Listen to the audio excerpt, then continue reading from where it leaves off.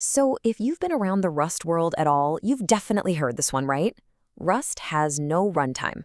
It sounds super cool, super performant, but it's also kind of confusing. I mean, then you see something like async await, and you're like, wait a minute, how does that work? How can both of those things be true at the same time? Well, that's exactly what we're going to unpack today. Let's get into it. So, here's the game plan. First, we're going to tackle that whole no runtime myth head on. Then, we'll get into the async puzzle.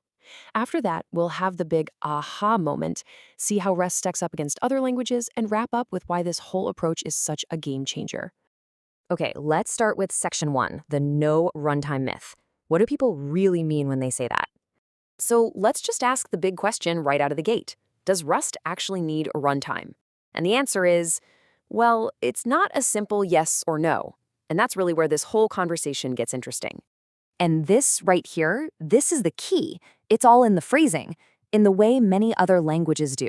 That little bit of nuance, it changes everything. It's not saying there's absolutely nothing there. It's just saying what is there is completely different from what you're probably used to. Okay, so think about it like this. When you run a Java app, you need the Java virtual machine, the JVM. For Python, you need the Python interpreter, right? These are big, heavy environments that your code runs inside. Rust is totally different. It compiles straight down to machine code, the stuff your operating system understands directly, just like C++. The end result is a single, standalone file. No extra baggage. Now, to be totally fair, there is a tiny little bit of runtimey stuff that Rust includes. We're talking the bare minimum here. It's just enough to get your main function started and to handle what happens if your program panics. But that's it. It's all part of this core philosophy of giving you, the developer, as much control and performance as possible. Okay, so that all kind of makes sense until you get to async programming. And this is the part that really throws people for a loop. If Rust doesn't have a big, beefy runtime managing everything, then how in the world does something as complex as async even work? Yeah, this is the big question. And if you come from a background like JavaScript with Node.js or even Python, this can be really confusing. Because in those worlds, async is totally dependent on a built-in event loop. All right, here's the first big piece of the puzzle. When you write an async function in Rust, you're not actually telling the computer to run anything. Not yet. All you're doing is creating a description, a kind of blueprint for a task. Think of it like a recipe. The recipe itself doesn't cook the meal. On its own, this code does absolutely nothing. So how do you get it to run? That's where an executor comes in. And a super popular one is Tokio. You see that little hashtag Tokio.main thing on top of the main function? That's the magic. That's you telling Tokio, hey, you're the engine. Take this blueprint I made and actually make it happen. And this separation right here, this is the absolute core aha moment. This is the whole secret to how Rust does async. It's this beautiful split between the language itself and the engine that runs the code. Let's break it down. On one side, you've got the language feature, async/await. This is built right into Rust. The compiler knows exactly what it means, and it transforms your code into these super efficient but totally dormant state machines. Then, on the other side, you have the executor. This is not part of Rust. It's a library, a crate, that you choose to pull in. Its only job is to find those dormant state machines and bring them to life. And here's the real kicker. When you build your app, Tokio isn't some separate thing you have to install on your server. Nope, it's just a library. It gets compiled and baked right into your final executable. The end result? One single binary. That's it. Your code, Tokio's scheduler, everything all in one file. Now, to really hammer this home, let's put Rust's approach side by side with how other languages handle this.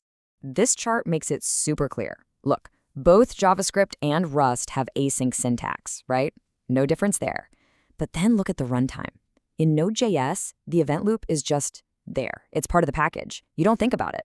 In Rust, it's not included by default. You have to actively choose one and add it to your project as a library. I love this analogy. JavaScript is like buying a car where the engine is already bolted in. It works, it's convenient, but you're stuck with that one engine. Rust, on the other hand, gives you this incredible, high-performance car chassis and then says, all right, go pick your engine. Do you want a small, efficient four-cylinder for an embedded device? Or do you want a massive, multi-threaded V8 for a web server? The choice is yours. Here's another way to think about it. With JavaScript, you're writing a script that's going to run inside a little mini OS, like Node or your browser. With Rust, you're not writing a script for an OS. You're building the entire thing from the ground up. Your logic and the async engine it runs on, all packaged together. So, what's the point of all this? Why go through the trouble? Well, that brings us to the payoff. Your app, your runtime. This simple equation just sums it all up perfectly. You've got your code, you add in a library like Tokyo, plus the standard library, and boom! The compiler spits out a single native binary. Clean, simple, and no strings attached. And this is where the power comes in. You get incredible control over your app's performance and its final size. You can just drop a single file onto a server and run it. No need to worry about installing the right version of Node or anything. If you don't like Tokyo, fine, swap it out for a different runtime. And this is huge. It's why Rust is so amazing for low-level stuff like embedded devices or even writing operating systems, places where a big, clunky runtime is a total non-starter. Ultimately, it all boils down to a shift in mindset. If you're coming from TypeScript, your brain is wired to think async is just baked into the environment. But in the Rust world, you have to switch to thinking, okay, async is a pattern the language gives me, but I choose the engine that actually brings it to life. And that leaves us with one last really exciting thought. If your runtime is just another library, something you can pick, choose, swap out, or even write from scratch, what new possibilities does that open up for you?